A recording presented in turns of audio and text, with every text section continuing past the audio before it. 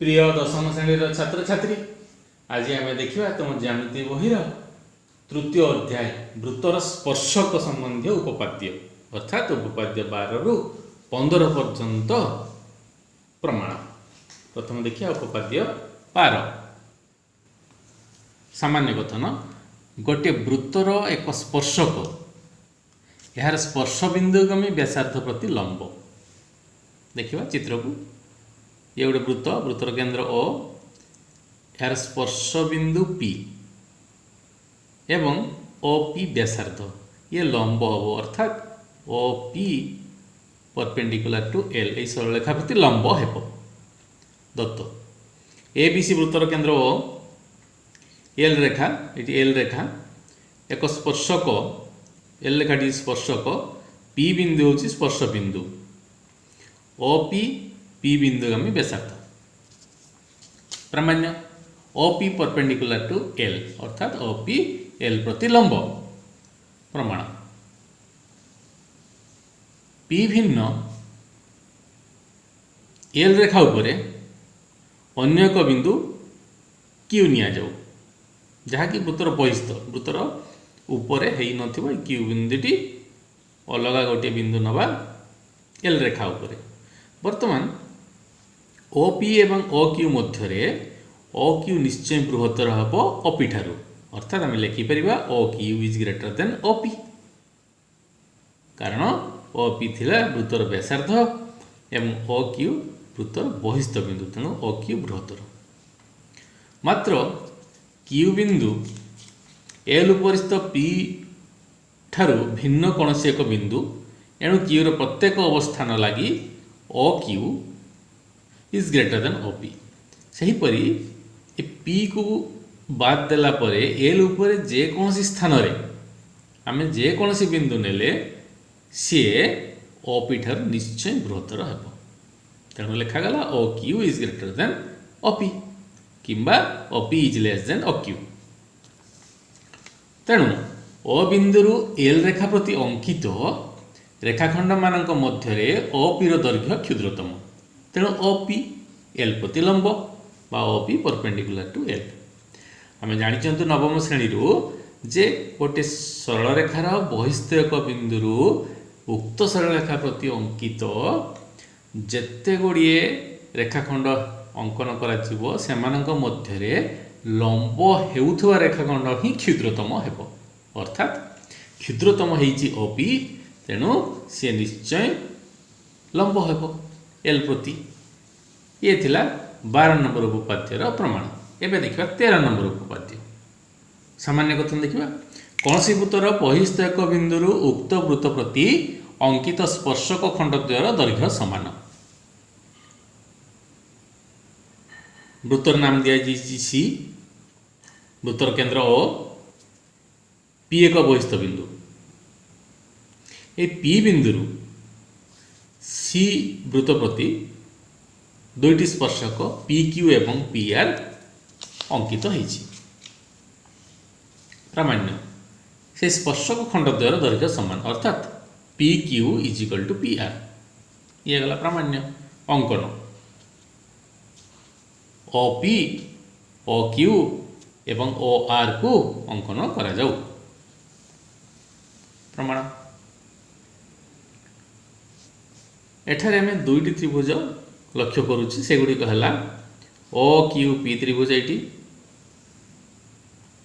अन्य गोटे है ORP ये दुईटी त्रिभुज मध्य आम सर्वसमता दर्शाइबा अर्थात OQP कोण 90 डिग्री स्पर्श बिंदुगामी व्यासार्ध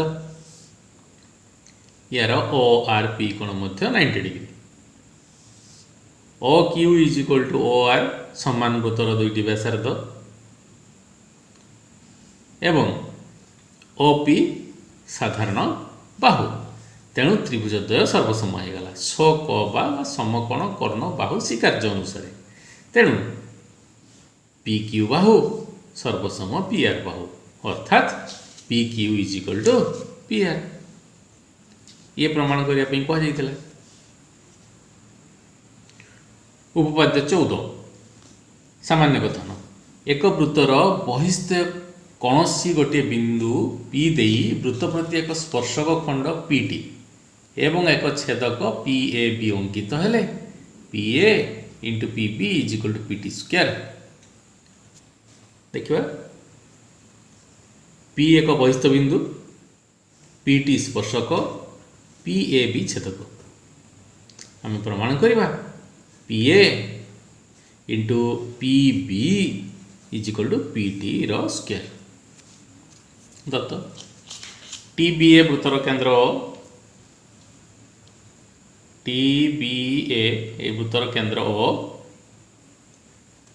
एवं पी एक बहिस्थ बिंदु पी बिंदु दे अंकित छेदक वृत्त को ए और बी बिंदु रे छेद करिछि पी टी स्पर्शक।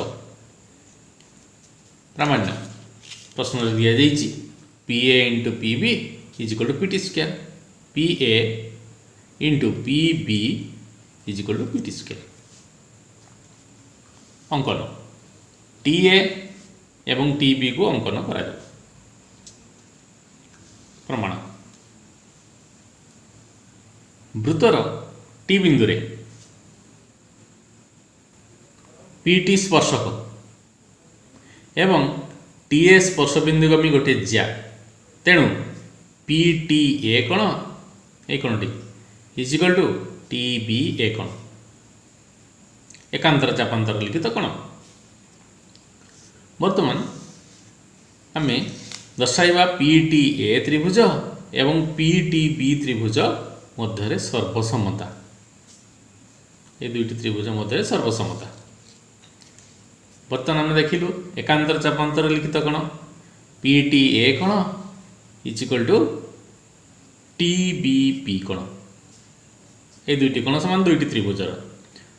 वर्तमान साधारण कोण को छाड़ी यही कोणटी साधारण कोण उभय त्रिभुज पई अछि या को बाद देई अलग दुईटी कोण कोण अछि अवशिष्ट कोण पी ए टी कोण एई कोणटी एवं पी टी बी कोण ए पूरा कोणटी समान तेणु त्रिभुजद्वय सदृश हो गला पी टी ए त्रिभुज सदृश पी बी टी त्रिभुज। वर्तमान एठारे जो दुई दुईटी कोण आम सर्वसमता दर्शाइचु से दुईटी समान कोणर सम्मुखीन बाहुर अनुपात समान हम अर्थात पी टी ए कोण पी टी ए कोण को लक्ष्य करवा पी टी ए कोणर सम्मुखीन बाहु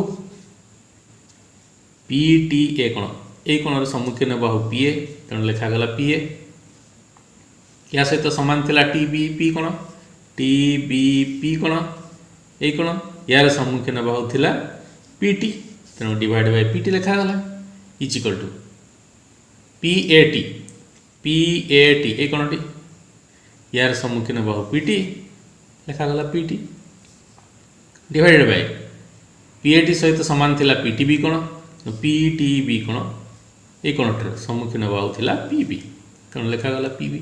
बर्तमान ये दुईटी अनुपात को आम वज्रगणन करदे P A into P B is equal to P T into P T हेल्ले पी टी स्क्वायर ये गला उपपाद्यर प्रमाण।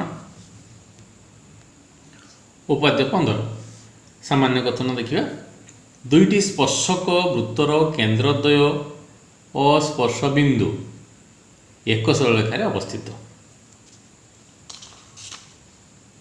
दत्त S1 और S2 स्पर्शक वृत्तद्वयर स्पर्श बिंदु P S1 एवं S2 ये दुईटी वृत्तर स्पर्श बिंदु P ये बहिस्पर्शी है ये अंतस्पर्शी यार मध्य स्पर्श बिंदु P।